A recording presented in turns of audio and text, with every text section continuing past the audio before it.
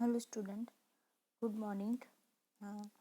આપણે શું જોયું હતું કે જે તમારા ડિફરન્ટ ટાઈપ ઓફ પ્લાન છે, જે તમારા સ્ટેજ છે, કોન્સેપ્ચ્યુઅલ પ્લાન, પછી આઉટલાઇન પ્લાન, પછી માસ્ટર પ્લાન, પછી સ્ટેટેટરી પ્લાન અને ડિટેલ પ્લાન. જેની અંદર આપણે ફર્સ્ટ શું જોયું હતું કે જે કોન્સેપ્ચ્યુઅલ પ્લાન છે એનો હિસાબ કયા પર્પઝથી બનાવવામાં આવે છે, એનો પ્લાન પીરિયડ કેટલો હોય છે, એને એની સ્ટડી એરિયા સિસ્ટમ છે એ, એનું બેઝિક ડેટા એનાલિસિસ, એનું ઇકોનોમિક સ્ટડી. પછી શું જોયું હતું? Plan details, travel demand forecast, future route location and characteristic, right of way definition અને કોસ્ટ એસ્ટિમેટ. આટલી વસ્તુ જોઈ હતી. હવે આજે એ જ રીતે આપણે કયું આઉટલાઇન પ્લાન જોવાનું છે કે આઉટલાઇન પ્લાનનો પર્પઝ શું છે, બરાબર? તો આઉટલાઇન પ્લાનનો પર્પઝ શું છે કે estimate of plan objective at the sector scale from the regional objective and development of plan with the most viable application of this objective. બરાબર, શું એસ્ટાબ્લિશમેન્ટ કરવાનું છે? Plan objective at the sector scale from the regional objective. જે regional objective હોય છે એને ધ્યાનમાં લઈને જે સેક્ટર પ્રમાણે હોય છે એ રીતે તમારે ઓબ્જેક્ટિવ જે પ્લાન હોય છે એનો ઓબ્જેક્ટિવ નક્કી કરવાનો હોય છે. એનો જે પ્લાન પીરિયડ છે પહેલાંમાં કેવું હતું કે પ્લાન ઓબ્જેક્ટિવ્સ કોના રીતે જે ડિઝાયરેબલ ફોર્મ અને ફંક્શન રિજન હોય છે એ રીતે હતું. જ્યારે આની અંદર આપણે શું કરવામાં આવે છે? સેક્ટર સ્કેલે કરવામાં આવે છે. આનો પ્લાન પીરિયડ પહેલાંમાં 30 થી 40 હતો, આનો 20 years છે અને and at least one intermediate horizon of 10 years. બરાબર. પ્લસ સ્ટડી એરિયા સિસ્ટમ શું છે કે district with a future population of 50,000 to 10,000. બરાબર. પછી બેઝિક ડેટા એનાલિસિસ છે, તો simplified forecast of land use, population and employment and other relevant factor by district. બરાબર, એટલે કોઈ પણ થોડે સિમ્પ્લિફાઈ કરવામાં આવે છે ફોરકાસ્ટ લેન્ડનો યુઝ કરી શકો, પોપ્યુલેશન પ્રમાણે એમ્પ્લોયમેન્ટ બનાવી શકે એ રીતે ડિસ્ટ્રિક્ટ પ્રમાણે. પછી જે તમારું ઇકોનોમિક સ્ટડી, તો ઇકોનોમિક સ્ટડીમાં શું છે કે benefit and cost of major components of government investment. બરાબર છે, એટલે ગવર્મેન્ટ થ્રુ તમને કોઈ ઇન્વેસ્ટમેન્ટ મળતું હોય તો એ રીતે છે. આમાં ઇકોનોમિક સ્ટડી અને બેનિફિટ આપી દીધા છે.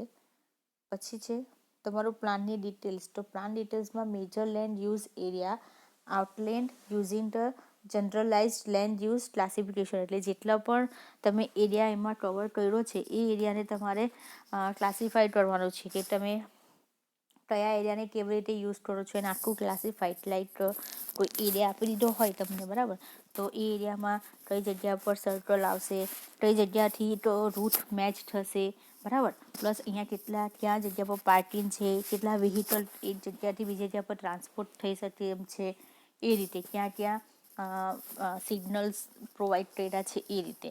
બરાબર, એટલે આ બધી જ પ્લાનની ડિટેલ્સ તમારે એમાં આપી દેવાની. પછી છે તમારું ટ્રાવેલ ડિમાન્ડ ફોરકાસ્ટિંગ.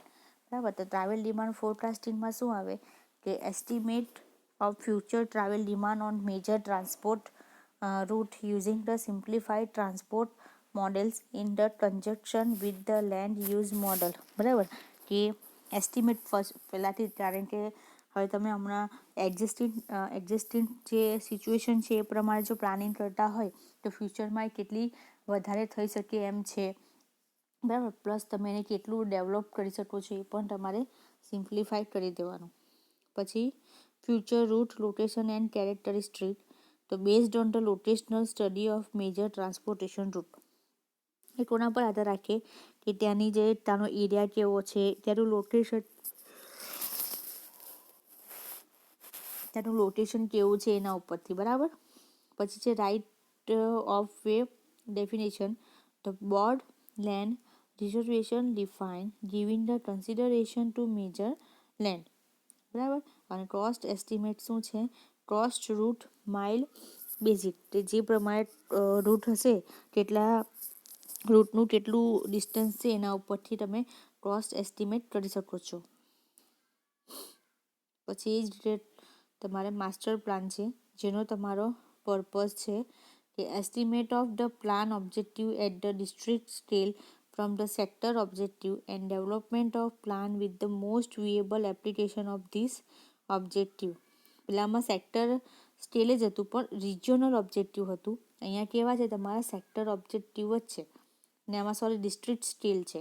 પેલામાં તમે રિજિયોનલ સેક્ટર સ્કેલ હતું અને રિજિયોનલ ઓબ્જેક્ટિવ હતા, જ્યારે આની અંદર તમારું ડિસ્ટ્રિક્ટ સ્કેલ ઉપર સેક્ટર ઓબ્જેક્ટિવના ઉપર એનું ડેવલપમેન્ટ તમને જોવા મળે છે. આનો ટાઈમ પીરિયડ છે 20 year and at least on the intermediate horizon of 5 year. પછી છે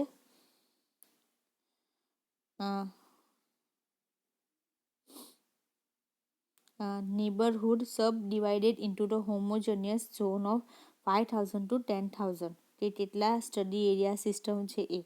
પછી બેઝિક ડેટા એનાલિસિસ છે, the comprehensive forecast of zonal parameter including the population અને એમ્પ્લોયમેન્ટ કે કોની અંદર એને શું કોને ઇન્ક્લુડ કરવામાં છે, કેટલું પોપ્યુલેશન છે અને ત્યાં કેટલું એમ્પ્લોયમેન્ટ છે એ. એટલે એ બધા બેઝિક ડેટા છે તે શું કરવામાં આવે છે, કલેક્ટ કરીને એનું એનાલિસિસ કરવામાં આવે છે. પછી ઇકોનોમિક સ્ટડી છે,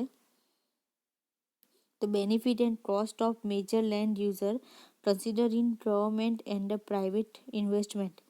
બરાબર, એટલે પ્રાઇવેટ દ્વારા કેટલું ઇન્વેસ્ટમેન્ટ થાય છે પ્લસ ગવર્મેન્ટ દ્વારા કેટલું ઇન્વેસ્ટમેન્ટ થાય છે, તો તમને કેટલું બેનિફિટ થઈ શક્યું છે કોસ્ટમાં, તો એ એટલે એને ઇકોનોમિક સ્ટડી કહેવામાં આવે છે. ઇકોનોમિક સ્ટડી એટલે એ જે પણ પ્રોજેક્ટ છે કે જે પણ પ્લાન છે એ તમને કેટલું બેનિફિટ થશે એમાં એ.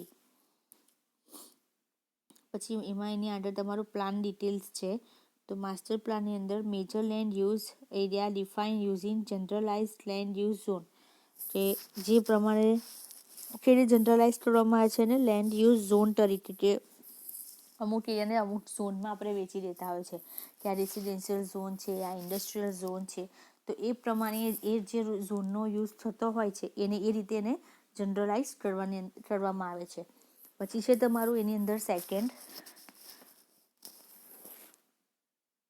Travel demand forecast. તો ટ્રાવેલ ડિમાન્ડ ફોરકાસ્ટ એટલે શું કે estimate of future travel demand on all the significant route using the comprehended transport models in conjunction with the land use model. બરાબર, આ જે લેન્ડ યુઝ મોડલ છે એ શું છે કે પહેલાંથી જે આપણે પાસ્ટમાં કેટલું ત્યાં ટ્રાફિક થતું હતું, બરાબર, હમણાં એક્ઝિસ્ટિંગ શું છે હમણાં અને ફ્યુચરમાં કેટલું થઈ શકે એ આખું મોડલ બનાવેલું હોય છે.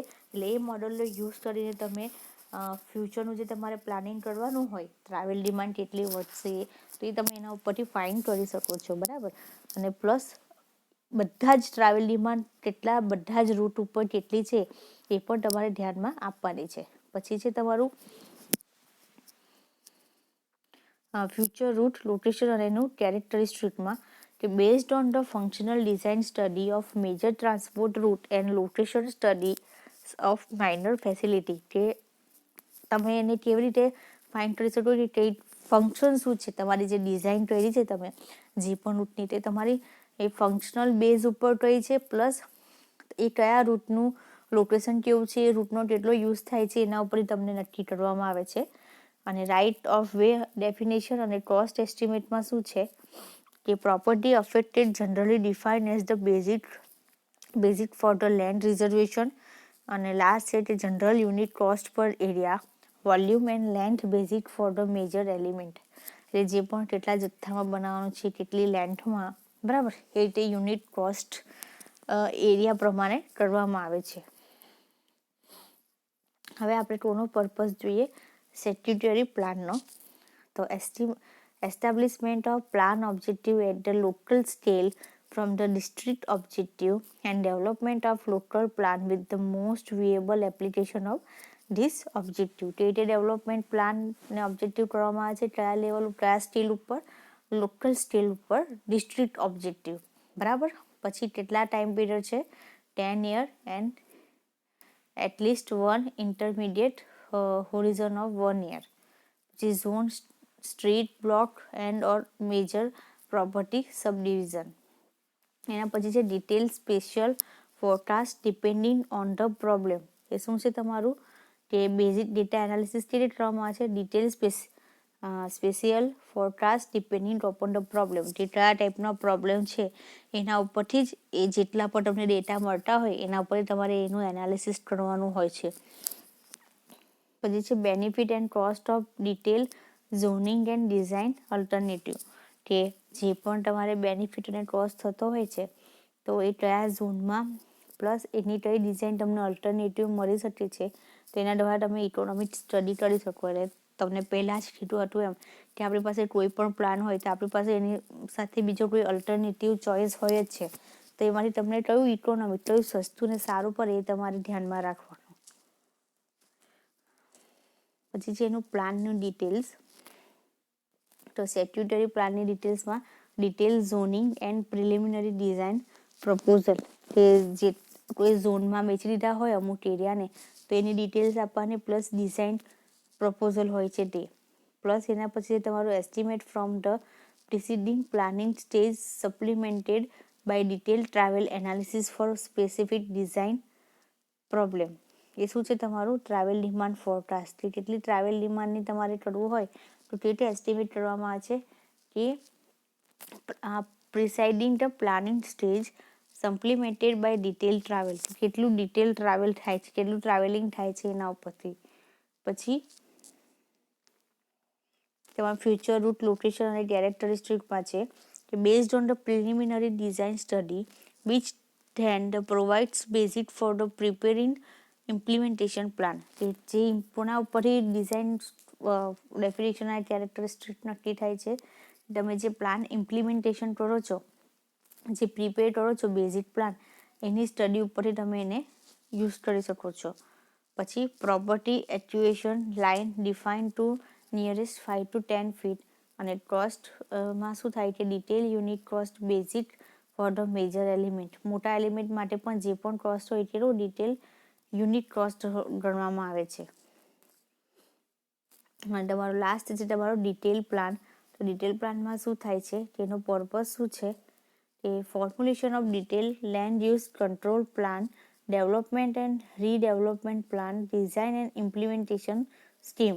બરાબર, શું છે કે ડિટેલ પ્લાન કેવો હોય છે કે તમે અમુક ચેન્જીસ કરીને કરેલા હોય, બરાબર, અને પછી એને ફાઇનલ બનાવ્યો હોય તે ટાઈપનો તમારું ઇમ્પ્લિમેન્ટેશન માટેની સ્કીમ હોય છે. એનો ટાઈમ પીરિયડ છે 1 year end up to depending on the specific proposal પ્રમાણે ટાઈમ હોય છે, કે જે ડિટેલ પ્લાન તમારી પાસે હોય તમારી પાસે કેટલા ટાઈમે પ્રપોઝલ ચેન્જ થયા કરે છે, પ્રપોઝલ આવે છે એના ઉપર આધાર રાખે છે. પછી છે street plot and detail allotment subdivision. એ શાનું છે તમારું સ્ટડી એરિયા સિસ્ટમ છે. પછી બેઝિક ડેટા એનાલિસિસમાં કોઈ પણ જાતનું એનાલિસિસ કરવામાં આવતું નથી, કારણ કે તમારી પાસે આખો પ્લાન અવેલેબલ હોય છે, બરાબર. એના ઉપર ખાલી તમારે એ પ્લાનનું ઇમ્પ્લિમેન્ટેશન કરવાનું જ હોવાથી એના કોઈ બેઝિક ડેટા એનાલિસિસ નહીં આવે. પહેલાં બધામાં કેમ હતું કે હજી તમે પ્લાન બનાવો છો, નક્કી કરો છો, તો એના માટે તમને પાસ્ટના ફ્યુચરના ડેટા અવેલેબલ જોઈએ, તો એના ઉપરથી. પછી છે તમારું ઇકોનોમિક સ્ટડી. તો ઇકોનોમિક સ્ટડીમાં benefit and cost of specific development proposal, કે જે પણ બેનિફિટ અને કોસ્ટ થતો હોય એવાના જે બી પ્રપોઝલ હોય છે એને ડેવલપમેન્ટ કરવાનું કામ છે ડિટેલ પ્લાનમાં. પછી છે એનું પ્લાન ડિટેલ્સ. તો પ્લાન ડિટેલ્સમાં ડિટેલ પ્લાન જ આવી જાય. પ્લાનની ડિટેલ્સ હોય તો એની પાસે તમારી પાસે જે આખો ડિટેલ પ્લાન હોય તે જ તમારે સબમિટ કરાવી દેવાનો. પછી ટ્રાવેલ ડિમાન્ડ ફોરકાસ્ટ છે. તો ટ્રાવેલ ડિમાન્ડ ફોરકાસ્ટમાં શું આવે કે એડિશનલ ફોરકાસ્ટ નોટ રિક્વાયર્ડ, કોઈ પણ જાતનું વધારાનું જે ફોરકાસ્ટ રિક્વાયર છે તમને જરૂરિયાત નથી એડિશનલ કોઈ પણ જાતનું. Base on the implementation plan four the specific proposal, કોઈ ફ્યુચર રૂટ લોકેશન માટે કોના ઉપર ધ્યાન રાખશે કે આગળ જતાં કેવું ઇમ્પ્લિમેન્ટેશન થયું છે એના ઉપર, અને જે સ્પેસિફિક પ્રપોઝલ આવે એના ઉપર એ વસ્તુ આધાર રાખે કે એને આગળ પ્લાન કરવો છે કે નહીં. પછી accurate definition of property equation line for the specific proposal, detail cost estimate for specific proposal, બરાબર. એટલે આ બધા જ પ્લાનના પર્પઝ શું છે, એનો પ્લાન પીરિયડ શું છે, સ્ટડી એરિયા કેવું છે, એ બધા વિશે આપી દીધું છે. મોસ્ટલી આ જીટીયુમાં અમુક તમારે 2-3 પોઈન્ટ યાદ રાખો તો તમને ખ્યાલ આવી જાય, બરાબર. એટલે આ માટે ના ખબર પડી હોય તો પૂછી લેજો. Thank you.